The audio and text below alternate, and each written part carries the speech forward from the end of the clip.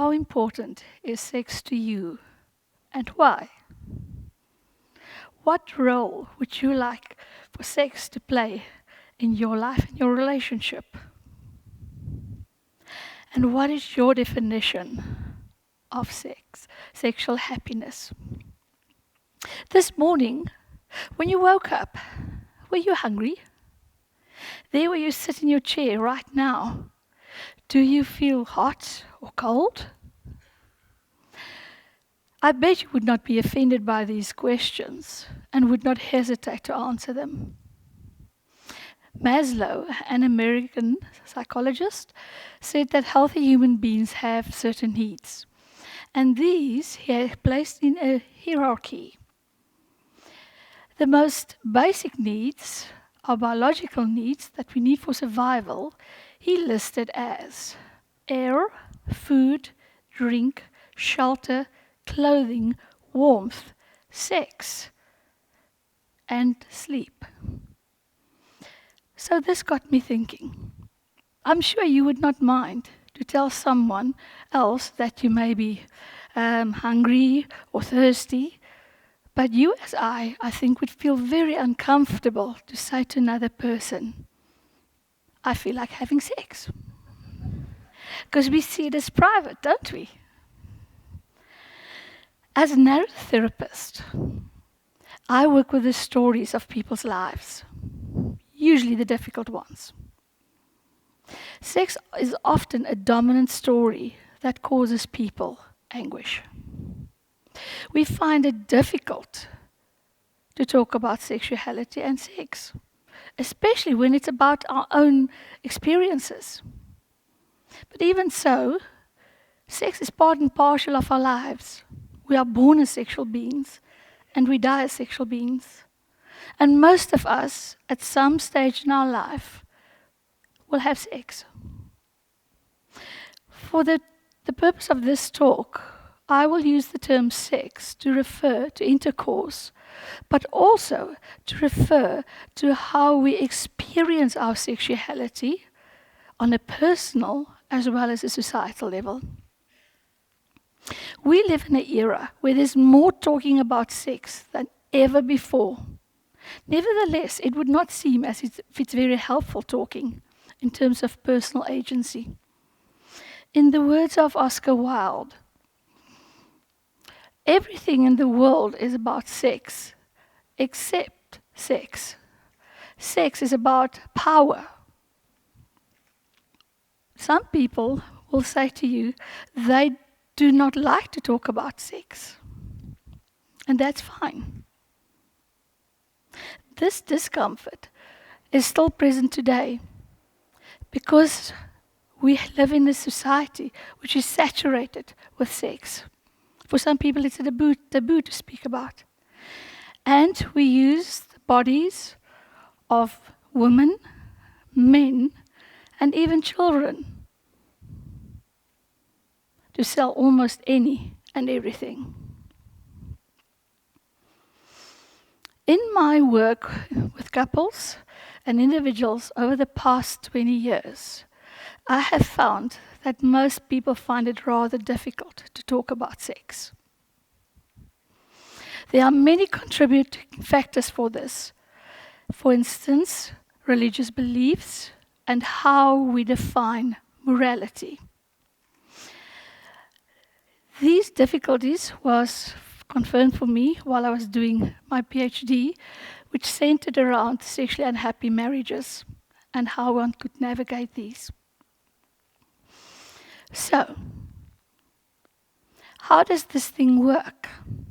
Well, these difficulties, these discomforts, and the effect of it is not only for religious people, but also for non-religious people.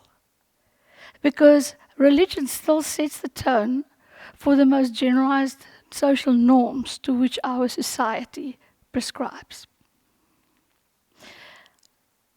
Most religions in the world has actually portrayed women in two ways. She was either portrayed as a temptress or the pious, sexless, subservient wife and mother. sex was exclusively framed in terms of heteronormativity and from a patriarchal view. Female sexuality was policed, and women were seen as less sexual than men. I find that a joke. Women's sexuality was in service of her husbands, and it was seen as something she gave or was done to her. If a woman was outspoken about her sexual pleasure, it was seen, and sometimes still is seen, as a threat to masculinity. Many of these thoughts were entrenched in the early church and continued well into the 20th century. Sex became unspeakable contradiction. Religion was deeply traumatized by sex, and sex was deeply traumatized by religion. This discomfort is still with us today. We make jokes about sex, make comments about it, but very few of us, young or old, have actual conversations about it. This does not mean that conversations about sex are absent in our society. The moment we engage with society, whether it's via social media, movies, television, billboards, even shop fronts, we are confronted with stories about sex and sexuality. Granted, usually using sex as a commodity and devoid of any relationship. So, it would seem as if we cannot get away from sex.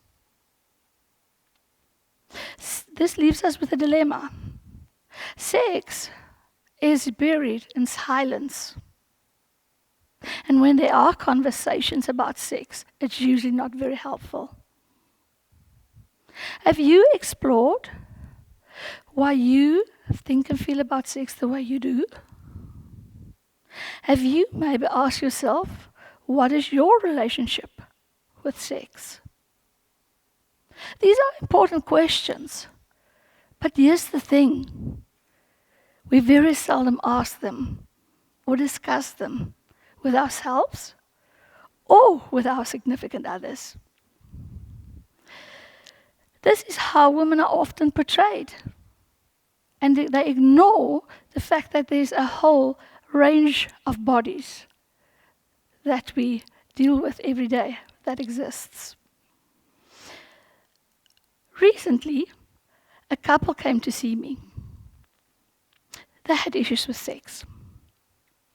They are middle class, their late 30s, married for more than 10 years, living in the suburbs, having a bra every Friday evening. They have 2 children, and they do the best they can for the children, creating a solid home for them and a secure future. On face value, they seemed quite happy and quite loving to one another. But as our conversation continued, the wife shared with me that she felt that they did not have enough sex. And this really caused her deep unhappiness. This really surprised the husband, because he thought they had enough sex. People will often object to having conversations about sex because they feel it's private. But the reality is we cannot avoid it. One only has to look at something as basic as toys to realize how sexualized our world has become. From dolls to Lego. Some female Lego figurines are now made taller and with more curves in order to emulate the perfect female form. Not having conversations about sex is not stopping the world from having them and influencing us. I have found in my work with couples that most of them do not talk about sex, the vast majority. Or if they do talk about it, it's usually in a fight about frequency or the absence of romance or variety. Often people find it difficult to speak about how they understand sexuality because they've never explored themselves why they feel and think the way they do about sex. This is a sad state of affairs because open sexual communication is a significant indicator of sexual as well as relational, overall relational happiness. Research have found that the most effective way to take trauma from one generation and transfer it over to a next generation is by silence. If something cannot be spoken about, it implies shame, guilt, disgrace, something to be feared. I thought this was only true for the older generation, but I was wrong, as I recently found out while I was working with a group of young people, young adults. The one young 20-year-old millennial came up to me and he said to me, "Nicki, the most fearful thing in my life is sex, because I have no idea how to talk about it." Now, I'm not talking here about a socially awkward nerd. This was he still is, a very attractive, bright young man, studying law, has exceptional conversational skills, and he's a keen surfer. I did mention that he's very attractive, hey? So, our young people are well versed in sexting, but clueless on their own account, as many has told me, and about how to form a connection in a sexual and intimate relationship. Our youngsters are taught how to have safer penetrative sex and how to avoid unplanned pregnancies. But very little is said about safer oral sex or about safe sexual practices for young lesbian or bisexual girl teenagers. When we have conversations about sex, educational conversations about sex, not much is said about the art of pleasure, nor about how to create sexual happiness. And no, I'm not here talking about how many orgasms you can give your partner. After all, sex does not only happen in our pants, but also in our brain. Our skin is our largest sensory organ, the glands of the penis and the clitoris the most sensitive. But our brain is our most important sex organ. The way we think and speak about sex will determine how we engage with sex and with our partners.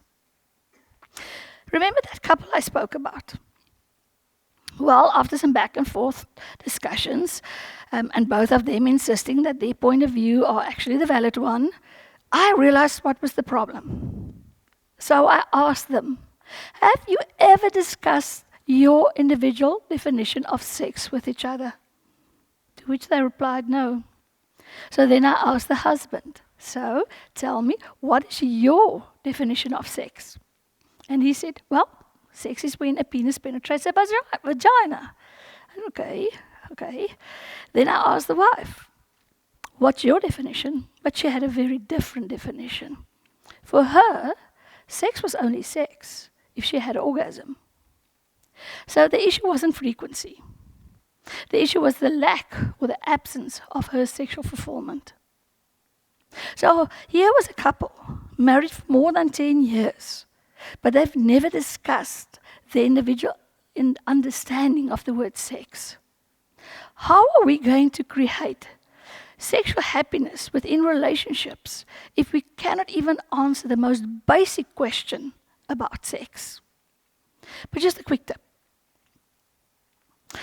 The bedroom is not a great place to have these conversations. Wait till you are driving somewhere. After all, you've got a captive audience. Or when you are walking side by side.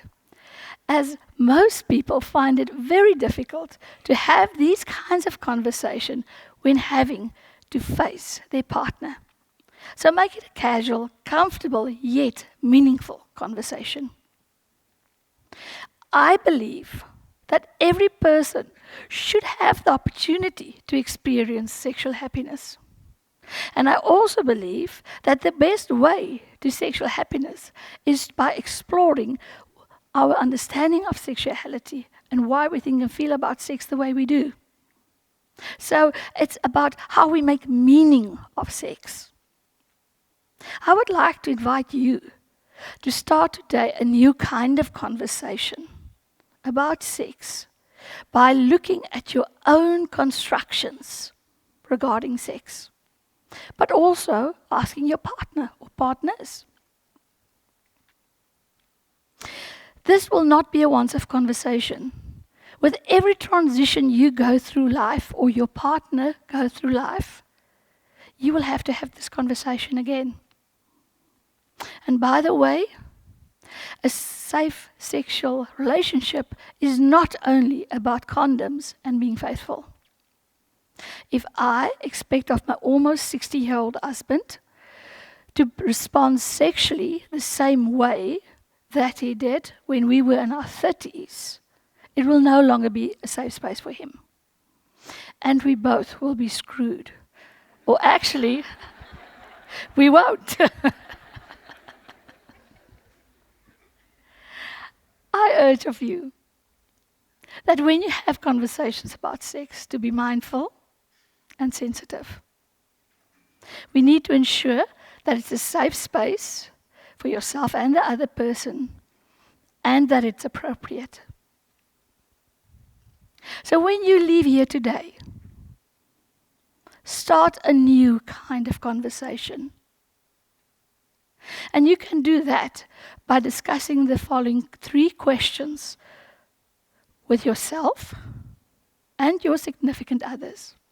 How important is sex to me and why? What role does sex fulfill for you in our relationship? What is our definition of sexual happiness? So about sex, let's please start the conversation. Thank you.